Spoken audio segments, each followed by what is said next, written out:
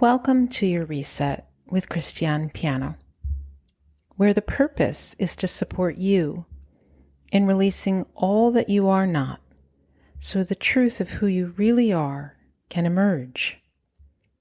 This is accomplished through working with the BodyMind from an ontological perspective. We use various modalities to support you in supporting yourself exactly where you are, so that you may return to an experience of wholeness and ease, moment by moment. Deep reflection is one of the greatest tools through which to do this. To take a moment, to pause, assess, reflect, and literally and figuratively reset, come back to center, and move back into your one and precious life with increased clarity and purpose.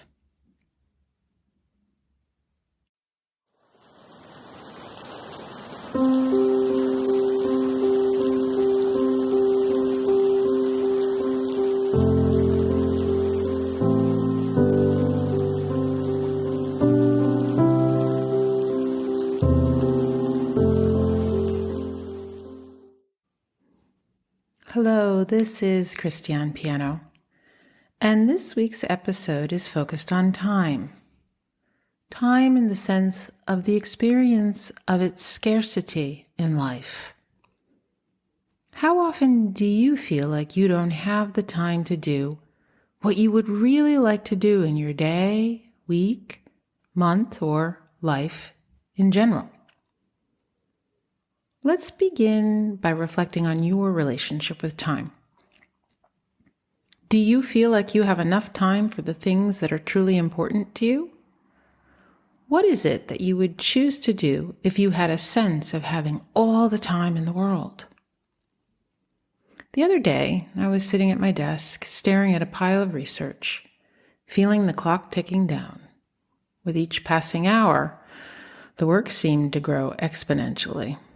I had a deadline looming, a sick kid at home, and my body was screaming for some attention. I felt like a hamster on a wheel, circling and circling, but not seeing any real progress. Every time I thought I was making a dent, I'd fall further behind. This wave of overwhelm hit me, like I was never going to find the puzzle pieces, let alone figure out how they all fit together. I knew I needed to stop and interrupt the experience. I literally stood up and put everything on pause. As experience has taught me that if I don't interrupt this cycle, I'll just get dragged down. Moving my body, taking a deep breath, and changing my environment helped me clear my head, reset, gain a fresh perspective, and reevaluate my priorities. The experience of lack of time is a topic of conversation that comes up with many of my clients, as well as friends, family, and acquaintances. This experience got me reflecting on what it truly means to lack time. And one of the common suggestions people speak to is creating a work-life balance. But the trouble with that theory is it actually does not hold up in reality. And that is simply because whether you are at work or you are doing something else, there is only one you, and you have only one life. And no matter what you are doing, work or not, it is your life.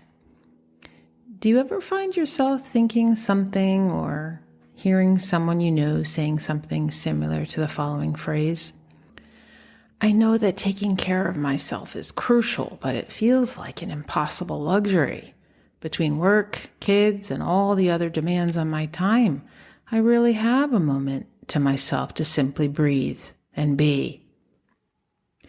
What is a similar recurring thought you have regarding your personal situation? I remember a period in my life when I felt completely overwhelmed. I was juggling demanding professional responsibilities, raising 2 children, navigating a challenging marriage and facing the constant pressure to do it all. I felt like I was constantly running on empty, and I was starting to resent everything. My body was sending clear signals that something had to change. And very slowly, very, very slowly, I began to prioritize small acts of self-care, such as going for a walk, reading a book, meditating for 15 minutes a day, while also asking myself some really crucial questions and getting very honest with myself. This experience was a profound turning point in my life. It taught me the importance of prioritizing my well-being and setting boundaries. It grew me in ways that I never thought possible and reminded me that true work-life balance isn't about separating work and personal life, but about integrating them in a way that supports my overall well-being. Looking back, I can hardly believe I was functioning at that level. And I am incredibly grateful for that experience, as it has shaped me into the person I am today. I've learned that true growth often occurs during times of adversity. I know in the depth of my cells that growth does not unfold in easy times, but in moments of challenge. And in each and every moment, I have a choice. Now, let's shift our focus. Please take a moment to reflect on the essentials of your life, the things that you feel must be prioritized. Consider the things that are crucial for your overall health and contentment. By identifying these essentials, you can begin to understand how much of your time is devoted to basic needs versus discretionary activities. What are they? Once you have written them down or taken a mental note, take a look at how many of them relate to your well-being.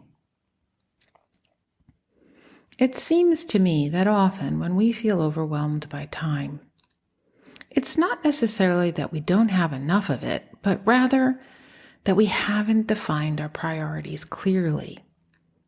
We get easily distracted by the urgent, the demanding, and lose sight of what truly matters to us. It's about learning to choose how we spend our time, not reacting to the constant demands placed upon us. This idea that it's not that we don't have time, it's how we choose to spend it, highlights the importance of making conscious choices that reflect our values and what we would like to see grow in our lives. Getting clear on your values is a powerful guiding tool, like a needle on a compass, pointing you towards what's most important to you at this point in your life. As when push comes to shove and you need to make a choice, if you are clear on your values, then making choices, saying yes or no, or perhaps I need a moment to think about it, can prove quite empowering. Remember, it is what you spend your time on that you're investing in. So if what you're spending your time on is not what you would like to see grow in your life, and it's not what you hold most valuable at this point in time, perhaps it's time to have a rethink. Each moment of each day is so very precious, and how you are spending your days is how you are spending your life, like a currency, if you will. It's how you choose to spend your moments that defines your life. We all have the same amount of time, but it's not about how much time we have, because in the end, we don't know how much time we have, but how we choose to use it. It's important to remember that our perception of time scarcity can be influenced by various factors such as stress, anxiety, societal pressures, sleep deprivation. The list is long. In reality, there are 24 hours in a day, 7 days in a week, and 365 days in a year. And ultimately, all these categories of time boil down to individual moments. And time is a valuable resource. And when managed consciously and invested wisely in activities that align with our values, we can experience a greater sense of fulfillment and purpose. So, if you are experiencing a sense of frustration and not having the time to be with or do the things that are most valuable to you, it would be supportive to take a moment to go about reclaiming your time. Making conscious choices aligned with your values. Once you have made a list of your values, for example, in this moment of your life, what's most important to you? Is it your health, well-being, family, children, career, entertainment? What is the list for you? Make one, and then place them in order of priority. And some of them may seem like they're of equal priority, but when push comes to shove, if you have to choose one or the other, one will win. So do your best to choose your top 5 that reflect your priorities today and what you value most at this point in your life. Once you have written them down, you can begin to live into them, as values are present moment oriented, which is different from goals. Goals are future oriented. And when it comes to body-mind well-being, living into the present moment and consciously choosing how to navigate responsibilities intertwined with your values, you will quickly begin to identify your time wasters. Take a moment to think about your current allowed time slots. Where do you waste time consistently? Some open questions that may prove supportive for your overall body-mind well-being are as follows. Is my well-being a priority? What amount of time can I commit to on a daily basis? Am I willing to schedule it in and respect this appointment with myself like I would with someone who is important to me in my life? Learning to give yourself permission to make yourself a priority is a process. Taking time out to fill your cup, recharge your batteries, release accumulated tensions in body and mind simultaneously, often requires establishing boundaries, having conversations you may have been avoiding, choosing nourishment that will sustain you, practices that will nourish you on all levels of your being, and getting plenty of downtime and rest. Self-care is not selfish, but an essential for overall well-being and productivity, even if your doing is simply taking a moment to breathe and be. After all, if you are not dedicating time to your self-care, this will impact your physical, mental, and emotional health. And this will impact how you manage stress, anxiety, and any chronic conditions you are navigating. You are just as important as everything and everyone else in your orbit. Schedule time with yourself on a daily basis that supports you in living into your values from moment to moment, day to day, week to week, month to month. It is one of the greatest investments you can make in your one and precious life. It is not necessary to overhaul your life. Take baby steps, one by one, and before you know it, you will have reclaimed your time and have cultivated a more mindful and fulfilling relationship with yourself and those you care about. If you would like to support yourself in getting started or getting unstuck in some area of your life, feel free to reach out to me. I will leave you with this quote by the author Leo Christopher. There's only one thing more precious than our time, and that's who you spend it on. I look forward to hearing from you and how you found this episode supportive and what resonated. Feel free to share it, like, or follow.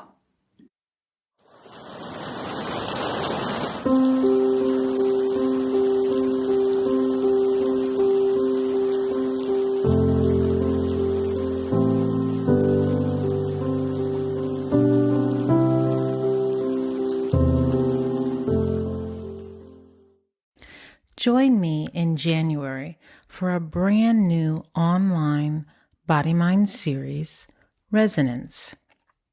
Discover the workings of the heart, not just as an organ, but as an energetic center, and uncover how the heart plays a crucial role in your overall vitality. We begin on Sunday, January 26th at 5 p.m. Central European Standard Time. For more information, visit my website, www.christianpiano.com.